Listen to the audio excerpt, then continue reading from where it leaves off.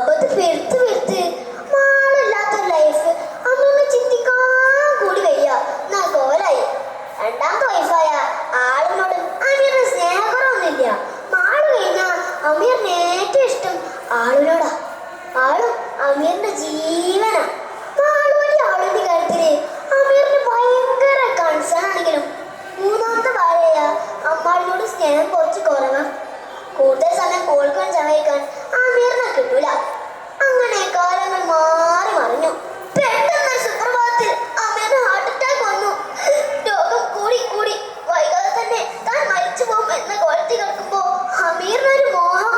എന്താണല്ലേ, തന്റെ ഭാര്യമാർക്ക് തന്നോട് എത്രത്തോളം ഇഷ്ടമുണ്ടെന്ന് അറിയാൻ. അങ്ങനെ ഒന്നാമത്തെ ഭാര്യയായ മാളുവിനെ അമീർ വിളിച്ചു. എന്നിട്ട് ചോദിച്ചു, മാളു, ഈ അമീർക്ക് മരിക്കാൻ പോവാണ്. മാളു സത്യം പറയണം, ഞാൻ മരിച്ചാ മാള് വേറെ ആൾ കിട്ടുമോ? ചോദ്യം കേട്ട സ്പോട്ടിൽ മാള് മറുപടി അറിഞ്ഞു. അതെന്താ പത്ര സംശയം? നിങ്ങൾ കണ്ണടച്ചെന്ന് തോന്നിയാൽ തന്നെ ഞാൻ വേറെ ആൾ കിട്ടും. അമീറിന് ആകെ സങ്കടമായി. ഇല്ലാതിരിക്കോ?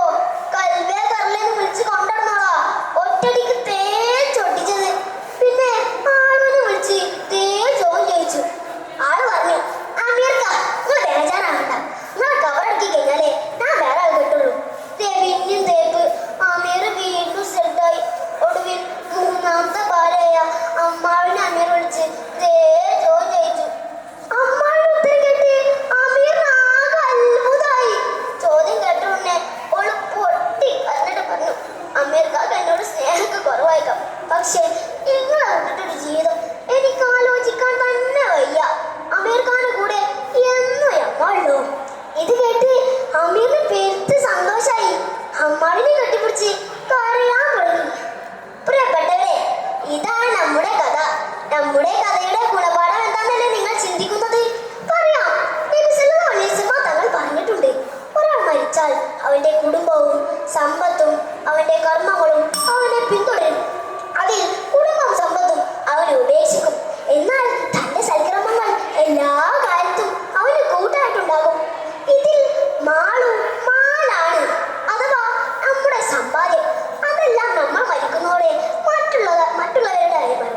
രണ്ടാം ഭാര്യ ആളും അഹിലാണ്, നമ്മുടെ കുടുംബം.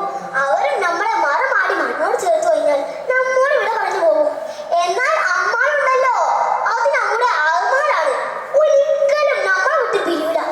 എല്ലാ കാലത്തും നമുക്ക് വേണ്ടി കൂട്ടിരിക്കും. കൂട്ടുകാരെ,